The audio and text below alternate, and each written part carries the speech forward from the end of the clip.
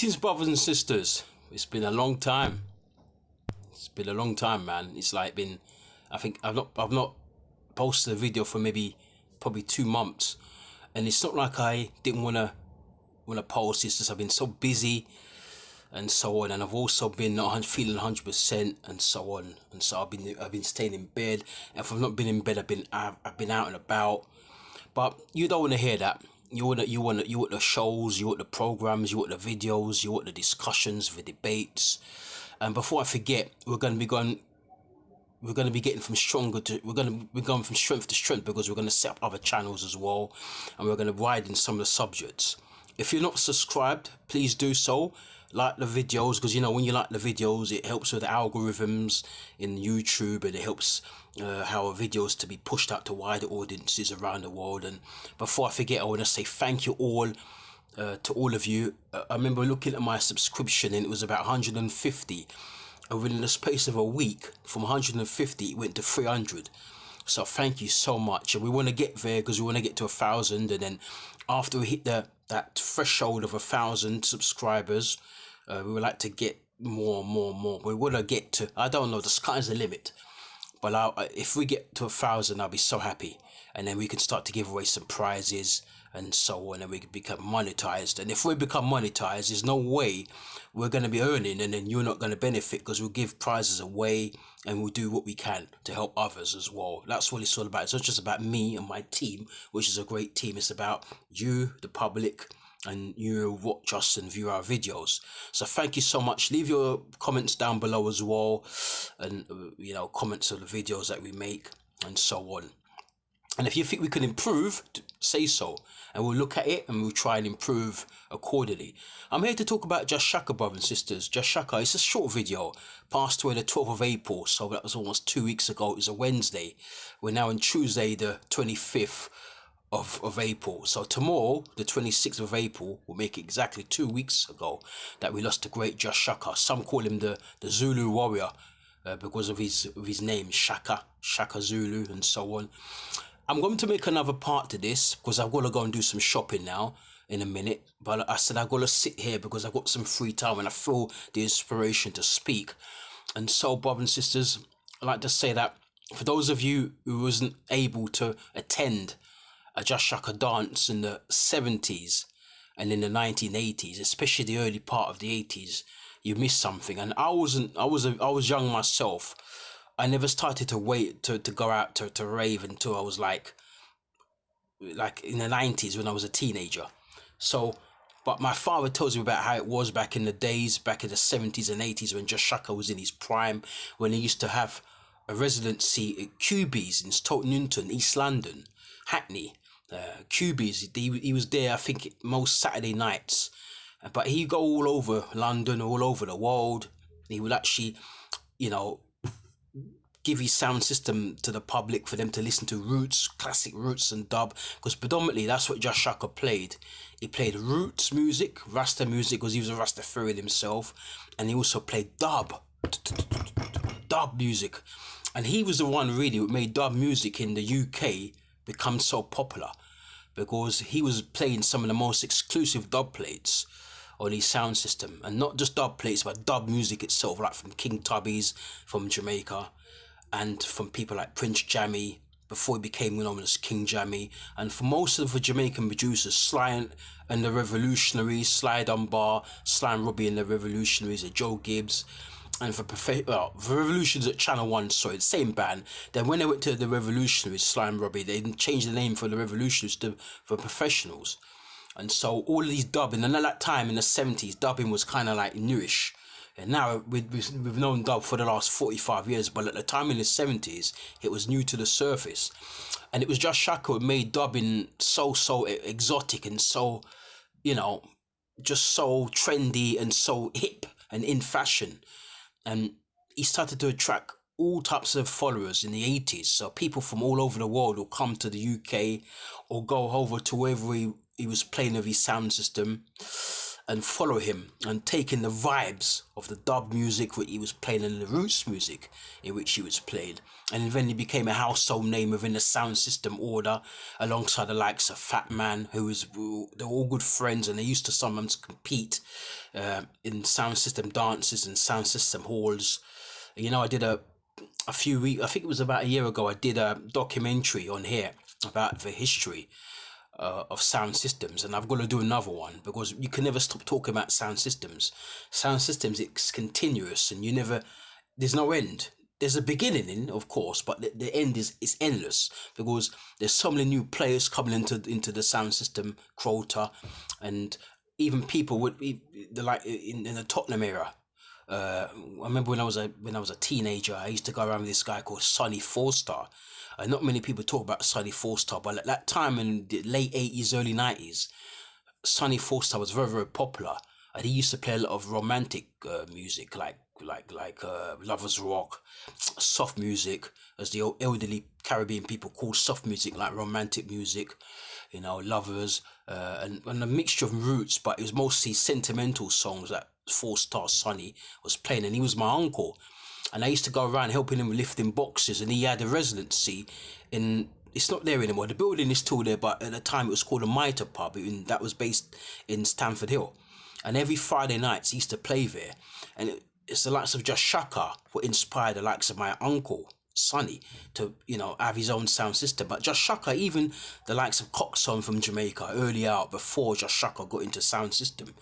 But of course, Jah Shaka was really one of the guys at the forefront of the sound system movement in the 70s, that propelled many other guys, even some of the guys who aren't as popular, obviously, to be inspired to set up their own sound system, to see, you know what, Jah Shaka, you know, set up a wonderful sound system. You know, I think maybe I've got some records here. I might not be able to play the same sort of songs as Jah Shaka, but I think I could definitely make it into the arena with my sound system. So he inspired a new generation of sound system operators, Jah Shaka, from after around roughly 1975, 1976, 1977. A lot of people have said that they started seeing Jah Shaka around 74, 75. That must have been very early out.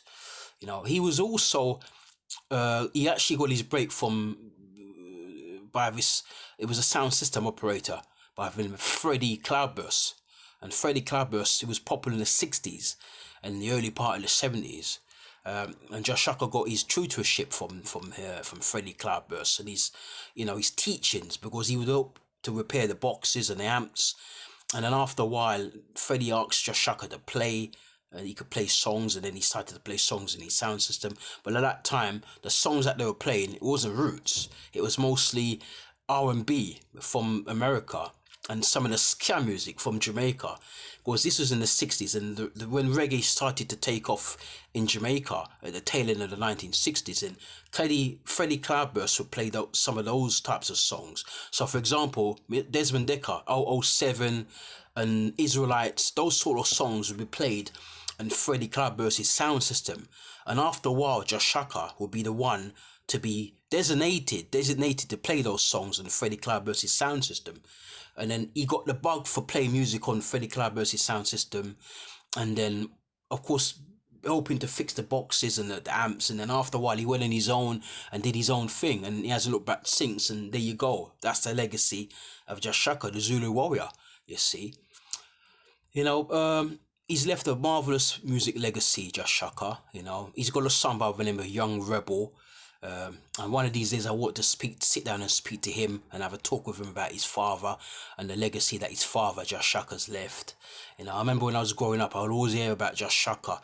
When I was growing up, the main sound system I would hear about was Fat Man's, Lloydie Coxon International, and Jah Shaka. And those were the three musketeers, you know, and those were the three guys who did lots of battle in the sound system arena, in the dance halls of the 70s and 80s, especially in the prime years when those guys were at the forefront. And even though Lloydie Coxon still tours and plays now, and of course Fat Man does as well, and Jah Shaka did it up until he passed away 2 weeks ago, you know, those were the prime years. The 70s and 80s were the prime years, but even in this day and age, they're still at it, and their sound system sounds as fresh as ever.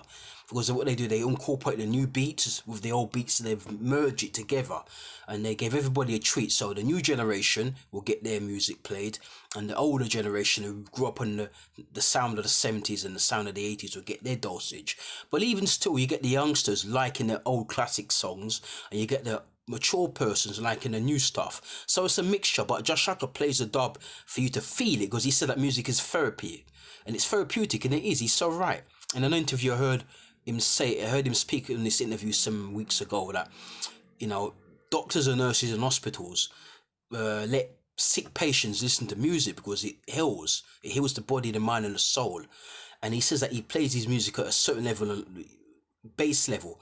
There's some records that the bass, especially reggae music and roots music, is dominated by the bass. The bass pounds, and you can feel that vibration when you listen to a reggae song and a roots and dub song.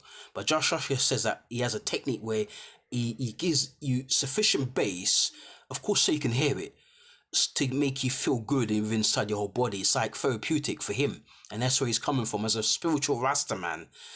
The B lines and the level of the bass levels of the songs that he plays, and also makes, because he also produced songs as well, is very, very good for the body, for the human body, mind, and soul. And that's why so many people are drawn to him, because of the speed and the how am I gonna say now, the temperature of the weight of the bass, the sound of the bass. That's why so many people from different generations and from different races, colors, classes, and creeds were so hooked on that Jah Shaka signature sound of the pounding bass, but pounding, but not overly pounding, if you see what I mean. He's going to be so sadly missed.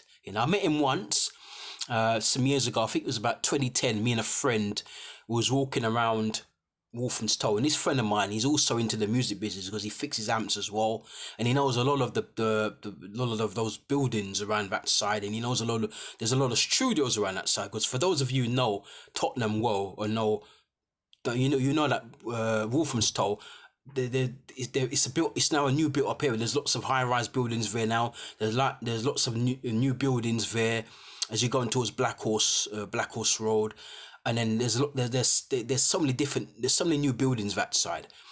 Over the last sort of 5 years, the government have ploughed money into the projects, and then they've built new buildings and new homes and new offices there.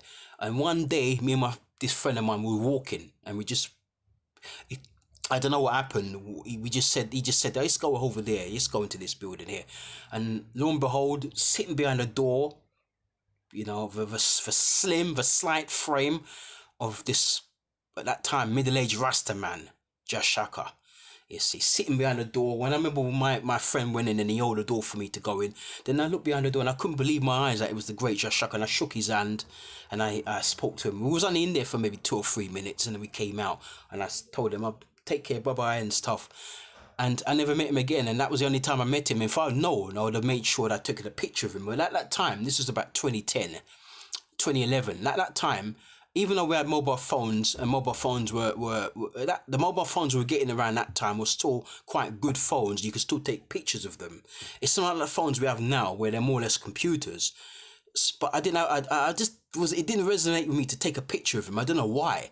Now I would do that now, but at that time it didn't resonate with me to take a picture of the great Jah Shaka. I wish I did. I would have had it in reference, but it's not to be, and it wasn't. But at least I could say I met him, and shook his hand and thanked him, and then there were 2 or 3 minutes when we came out, And so we say, Jah Shaka, thank you so much for the music memories. Thank you for your influence, for your inspiration.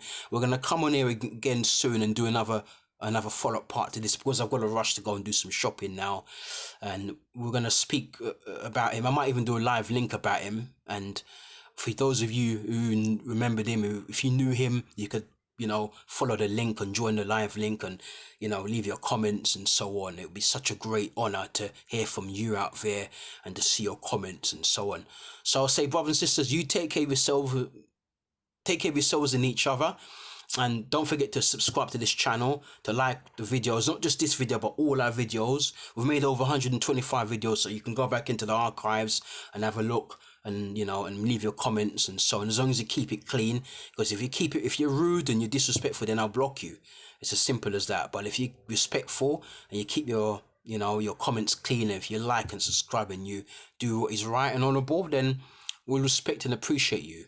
Okay, as I said, and you know, once again, you take care, and Chrissy B's out. Speak to you soon. Adios. Peace and love.